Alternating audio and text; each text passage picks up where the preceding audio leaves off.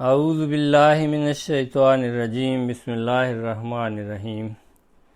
روزنامہ الفضل انٹرنیشنل، بدھ 3 اپریل 2024۔ خطبہ جمعہ بطور سوال و جواب۔ خطبہ جمعہ فرمودہ 19 مئی 2023 بمقام مسجد مبارک اسلام آباد، ٹلفرڈ، سرے، UK۔ سوال نمبر 1، حضور انور ایدہ اللہ تعالی بنصر العزیز نے خطبہ کے عنوان کی بابت کیا بیان فرمایا؟ جواب، فرمایا یہ نام نہاد علماء اور مخالفین سمجھتے ہیں کہ ہم حضرت مسیح موعود علیہ السلام کی جماعت کو اپنی پھونکوں سے ختم کر دیں گے، لیکن نہیں جانتے کہ وہ اللہ تعالیٰ سے مقابلہ کر رہے ہیں، اور اللہ تعالیٰ کے مقابل پر جب کھڑے ہوں تو اپنی ہی تباہی ہوتی ہے، اور اللہ تعالیٰ اپنے بندے کی مدد اور تائید اور نصرت فرماتا ہے۔ اللہ تعالیٰ کی تائید اور مدد اور نصرت کے نظارے ہم دنیا کے دور دراز ملکوں میں بھی دیکھتے ہیں، ایسے علاقوں میں جہاں بعض دفعہ عام طور پر انسان کی پہنچ نہیں ہوتی، بڑے مشکل راستے ہوتے ہیں، بلکہ اللہ تعالیٰ وہاں بھی اپنی تائید کے نظارے دکھا رہا ہے۔ دنیا میں جو اللہ تعالیٰ کی تائید کے واقعات ہوتے ہیں، جو حضرت مسیح موعود علیہ السلام سے اللہ تعالیٰ کے وعدے ہیں، یہ کس طرح پورے ہوتے ہیں ان کا احاطہ کرنا تو ممکن نہیں ہے، لیکن اس وقت میں کچھ واقعات جماعت کی ترقی کے بیان کروں گا، کس طرح اللہ تعالیٰ لوگوں کے دلوں میں ڈالتا ہے کہ وہ حضرت مسیح موعود علیہ السلام کی بیعت میں آئیں اور آپ علیہ السلام کو مانیں۔ سوال نمبر 2، حضور انور ایدہ اللہ تعالی بنصر العزیز نے گنی کناکری میں قبول احمدیت کا کیا واقعہ بیان فرمایا؟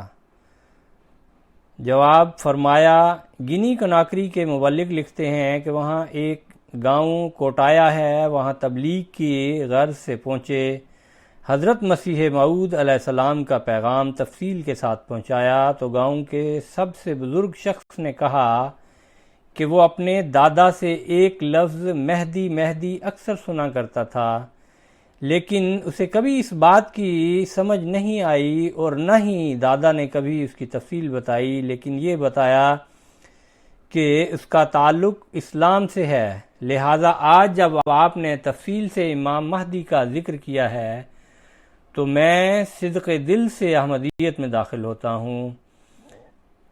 اور اس نے گاؤں والوں کو مخاطب کرتے ہوئے کہا کہ اس جماعت کو قبول کر لیں، کیونکہ میں نے اکثر افریقن ممالک میں سفر کیا ہے اور ہر جگہ مجھے احمدیہ مسلم جماعت ہی اسلام کی خدمت کرتی نظر آئی ہے، جبکہ دوسرے فرقے یا تو دنیا کمانے میں لگے ہوئے ہیں یا پھر ایک دوسرے کو کافر قرار دینے کے لیے اپنی علمی کاوشیں دکھاتے رہتے ہیں۔ ایک یہی جماعت ہے جو قرآن اور اسلام کی خدمت کر رہی ہے۔ اللہ تعالیٰ کے فضل سے گاؤں میں امام سمیت بہت سارے لوگوں نے بیعت کی، ایک بہت بڑی جماعت قائم ہو گئی۔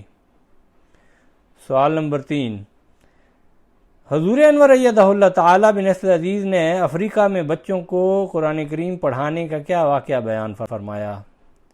جواب، فرمایا افریقہ کے ایک ملک کے ہمارے مربی ہیں، وہ لکھتے ہیں کہ تبلیغی میدان میں بعض دفعہ بظاہر نظر معمولی واقعات ہوتے ہیں، لیکن دراصل پس منظر میں خدا تعالیٰ کی تائید و نصرت کام کر رہی ہوتی ہے۔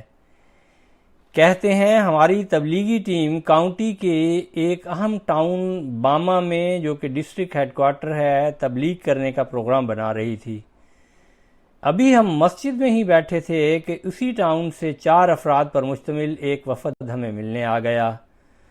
ان میں ایک خاتون بھی شامل تھیں جو کہ اس ٹاؤن کی عورتوں کی تنظیم کی چیئرپرسن تھیں۔ وفد کے ممبر نے بتایا کہ ہم آپ کو دعوت دینے آئے ہیں، آپ ہمارے علاقے میں آئیں اور جماعت احمدیہ کا پیغام پہنچائیں، کیونکہ ہمیں پتہ چلا ہے کہ آپ کی جماعت تبلیغ کرتی ہے اور خاص طور پر بچوں کو قرآن مجید سکھانے کا انتظام کرتی ہے۔ چنانچہ ہم نے اگلے ہی دن وہاں جانے کا پروگرام بنا لیا وہاں پہنچ کر جماعت کا تعارف ہوا، حضرت مسیح موعود علیہ السلام کی آمد اور غرض و غایت بیان کی۔ اس کے بعد سوال و جواب کا ایک لمبا سلسلہ چلتا رہا، جس کے اختتام پر گاؤں والوں نے سب نے یہ فیصلہ کیا کہ آج سے ہم جماعت میں داخل ہوتے ہیں۔ اس طرح یہاں بھی نئی جماعت قائم ہو گئی، اور اس کے بعد انہوں نے اس علاقے کے سارے بچوں کو اکٹھا کر کے ہمارے سامنے پیش کر دیا کہ آج سے یہ جماعت کے بچے ہیں، آپ ہمیں بتائیں کہ ان کو کیسے قرآن مجید سکھایا جائے۔ چنانچہ مربی صاحب کہتے ہیں کہ ان میں سے 2 لڑکوں کو قرآن کریم سکھانے کے لیے میں نے منتخب کیا کہ ان کو قرآن سکھایا جائے گا، اور پھر وہ واپس جا کر اپنی مسجد میں اپنے علاقے میں قرآن کریم کی کلاسز لگا کر باقی بچوں کو سکھائیں گے۔ کہتے ہیں ہم نے ابھی ایک ارادہ ہی کیا تھا کہ اللہ تعالیٰ نے اسی وقت تائید و نصرت ہمارے ساتھ شامل کر دی۔ سوال نمبر 4، حضور انور ایدہ اللہ تعالی بنسل عزیز نے چاڈ میں مسجد کے افتتاح پر مخالفت کا کیا واقعہ بیان فرمایا؟ جواب فرمایا، چاڈ افریقہ کا ایک ملک ہے۔ وہاں کے مبلغ لکھتے ہیں کہ 2022 کی مارچ میں جماعت کی پہلی مسجد کا افتتاح ہوا۔ کہتے ہیں کہ دارالحکومت چاڈ میں ہماری مسجد کا افتتاح ہوا۔ حاسدین مختلف سازشیں کر رہے ہیں کہ جماعت احمدیہ ہمارے ملک میں ایک نیا دین لے کر آ گئی ہے۔ افتتاح کے بعد جماعت کے ذرا زیادہ مشہوری ہوئی تو حاسدوں کی تعداد بھی بڑھنے لگی اور ان کی کارروائیاں بھی بڑھنے لگیں۔ مربی صاحب کہتے ہیں کہ ہمارے علاقے کے چند ائمہ کرام نام نہاد مولوی جو ہیں مسجدوں میں جماعت کے خلاف تقریریں کر رہے ہیں، پروپیگنڈا کر رہے ہیں کہ احمدیوں کی مسجد کو بند کر دیا جائے۔ اس سلسلے میں انہوں نے لوگوں کو اکٹھا کیا اور چاڈ اسلامک کونسل میں بھی گئے اور اس سے یہ کہا، آپ لوگوں نے جماعت احمدیہ کو مسجد بنانے کی کیوں اجازت دی تھی اور مسجد کو جمعہ کے لیے کیوں کھول دیا گیا ہے؟ اس مسجد کو فوراً بند کرایا جائے، اس سے ہمارے علاقے میں فتنہ پیدا ہو رہا ہے۔ اسلامک کونسل والوں نے کہا کہ عبادت کرنا ان کا احمدیوں کا حق ہے، ہم کیسے مسجد جو اللہ کا گھر ہے اسے بند کر دیں؟ اگر آپ لوگوں کو کسی فتنے کا ڈر ہے تو پولیس میں جا کے رپورٹ کر دیں۔ وہاں کی اسلامک کونسل کو کم از کم اتنی عقل بھی ہے اور انصاف پسند بھی ہے کہ انہوں نے کسی کا خوف نہیں کیا۔ بہرحال اس کے بعد وہ لوگ پولیس ہیڈ کوارٹر چلے گئے اور شکایت کی کہ ہمارے علاقے میں فتنہ پیدا ہو رہا ہے، احمدیوں کو بند کرایا جائے، نیا دین لے کر آ گئے ہیں اور نعوذ باللہ حضور صلی اللہ علیہ وسلم کو بھی نہیں مانتے۔ پولیس افسر نے مبلغ کو بلایا، جماعت کی رجسٹریشن کی کاپی اور مسجد بنانے کی اجازت وغیرہ مانگی، ساری چیزیں سارے کاغذات پیش کیے گئے۔ بہرحال اس نے کہا آپ جائیں، تفتیش کر کے میں بتاؤں گا۔ اس کے بعد اس پولیس افسر نے محلے کے چیف کو بلایا اور اس سے پوچھا کہ تمہارے محلے میں احمدیوں نے مسجد بنائی ہے اور نیا دین لے کر آئے ہیں اور حضور صلی اللہ علیہ وسلم کو نہیں مانتے؟ چیف نے جواب دیا کہ ایسی تو کوئی بات نہیں ہے، میں نے خود جمعہ ان کی مسجد میں پڑھا ہے اور وہ مسلمانوں کی طرح نماز پڑھتے ہیں اور 3 سال سے میں جماعت احمدیہ کو جانتا ہوں اور خدمت خلق کے بڑے کام بھی یہ کر رہے ہیں۔ بہرحال پولیس افسر ایک دن ہماری مسجد میں بھی آ گیا اور مسجد کے باہر لا الہ الا اللہ محمد الرسول اللہ دیکھ کر حیران ہو گیا اور کہا کہ آپ لوگ تو محمد صلی اللہ علیہ وسلم کو مانتے ہیں؟ مسجد کے حال میں جو اندر حصہ تھا قرآنی آیات دیکھ کر اور بھی حیران ہوا۔ پھر کہا آپ کا قبلہ بھی ایک ہے اور مسجد بھی صف بندی بھی مسلمانوں کی مساجد کی طرح ہے، مجھے تو یہ بتایا گیا تھا کہ نیا دین لے کر آ گئے ہیں۔ بہرحال پولیس نے بھی کوئی کارروائی نہیں کی۔ ارد گرد کے جو غیر احمدی تھے ان کے گھروں سے بھی پوچھا، انہوں نے بھی کہا کہ ہمیں ان سے کوئی مسئلہ نہیں ہے۔ جب یہ لوگ پولیس سے ناکام ہوئے تو گھروں میں جانے لگ گئے۔ ہمسایوں کو کہا کہ ان کو یہاں سے نکالنے کے لیے شور مچاؤ، تو انہوں نے بھی یہی جواب دیا کہ مسجد تو اللہ کا گھر ہے اور ہمیں ان سے کوئی ایسی چیز نظر نہیں آ رہی جو اسلام سے ہٹ کر ہو۔ تو بہرحال ہر لحاظ سے ان کو ناکامی کا منہ دیکھنا پڑا۔ سوال نمبر 5، حضور انور ایدہ اللہ تعالی بنصر عزیز نے تنزانیہ میں ایک نوجوان کے مسجد کے لیے جگہ فروخت کرنے کا کیا واقعہ بیان فرمایا؟ جواب فرمایا، تنزانیہ سے قبول احمدیہ کا ایک واقعہ ہے۔ سیمیسو ریجن کی ایک جماعت ہے موابے، وہاں کہتے ہیں معلمین نے تبلیغ شروع کی لوکل لوگوں سے۔ جب مسجد اور مشن ہاؤس بنانے کے لیے پلاٹ لینا چاہا تو ہر ایک نے جو قیمت بتائی وہ بہت زیادہ تھی۔ پوچھنے پر پتہ چلا کہ ہمارے خلاف لوکل پادریوں نے ایک کمپین چلا رکھی ہے کہ کوئی ان کو مسجد بنانے کے لیے جگہ نہ بیچے، کیونکہ یہ جادو کرتے ہیں اور ان کے پاس جن ہوتے ہیں اور قرآن کے ذریعے جس کو چاہیں قتل کر دیں اور پتہ بھی نہ چلے۔ اس خوف سے کوئی ہمیں مسجد بنانے کے لیے جگہ نہیں دے رہا تھا۔ عیسائیوں کا علاقہ تھا، اس پر معلمین نے گھر گھر جا کر ان لوگوں کے وسوسے ختم کیے، لوگوں کی رائے بدلنے کی کوشش کی۔ چند ماہ کے اندر ایک نوجوان اپنا 1 ایکڑ کا پلاٹ ہمیں دینے کی حامی بھر لی۔ اس سے جماعت نے پلاٹ لے لیا۔ اس نوجوان نے بتایا کہ اس مسجد کے پلاٹ فروخت کرنے کے بعد بڑی برکت پڑی ہے۔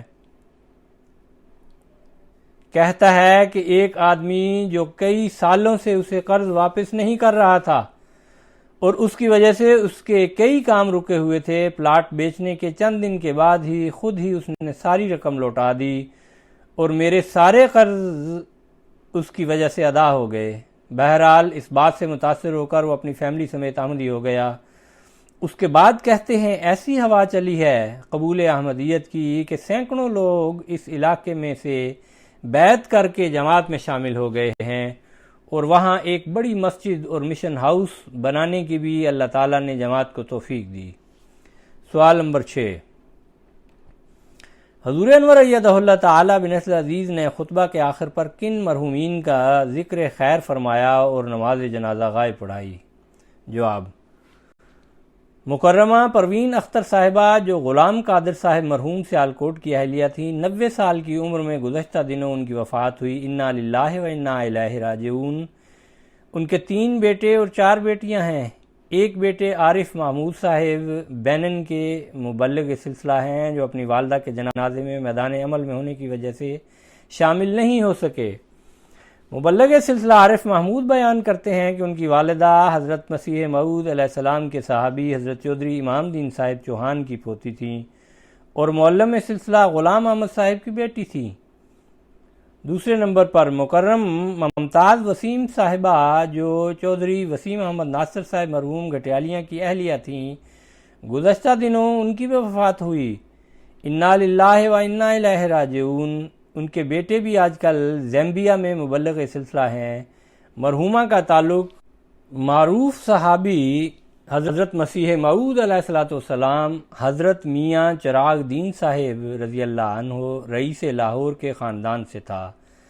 آپ حضرت میاں عبدالرشید صاحب رضی اللہ عنہ صحابی حضرت مسیح موعود علیہ السلام کی نواسی اور حضرت حکیم محمد حسین صاحب رضی اللہ عنہ المعروف مرحم عیسیٰ کی پڑپوتی تھیں۔ تیسرے نمبر پر مکرم بریگیڈیئر منور احمد رانا صاحب، یہ جماعت راولپنڈی ضلع کے جنرل سیکریٹری تھے، ان کی بھی گزشتہ دنوں وفات ہوئی ہے۔ انا للہ و انا الیہ راجعون۔ ان کے خاندان میں احمدیت ان کے دادا چودھری غلام احمد صاحب ایڈوکیٹ صحابی حضرت مسیح موعود علیہ السلام کے ذریعہ سے آئی تھی۔ 1971 میں پاکستان آرمی میں انہوں نے کمیشن لیا۔ ریٹائرمنٹ کے بعد ہمہ وقت جماعتی خدمت کے لیے اپنے آپ کو پیش کر دیا۔ امارت کینٹ اور ضلع راولپنڈی میں ان کو مختلف خدمات سر انجام دینے کی توفیق ملی۔ چوتھے نمبر پر گروپ کیپٹن ریٹائرڈ مکرم عبدالشکور ملک صاحب جو آج کل ڈیلس امریکہ میں تھے، وہاں گزشتہ دنوں ان کی وفات ہوئی۔ انا للہ و انا الیہ راجعون۔ ان کے نانا غلام نبی شیخ صاحب حضرت مسیح موعود علیہ السلام کے صحابی تھے۔ ان کے ذریعہ آپ کے آبائی گاؤں نوشہرہ میں بھی احمدیت کی تبلیغ عمل میں آئی۔ تبلیغ ہوئی اور جماعت کا نفوذ ہوا۔ مرحوم کو پاکستان ایئر فورس میں بطور انجینئر اور بعد میں بطور گروپ کیپٹن کام کرنے کی توفیق ملی۔ 15 سال تک راولپنڈی میں بطور نائب امیر خدمت سر انجام دیتے رہے۔ اس عرصے میں آپ نے متعدد اسیران کے مقدمات کی پیروی بھی کی۔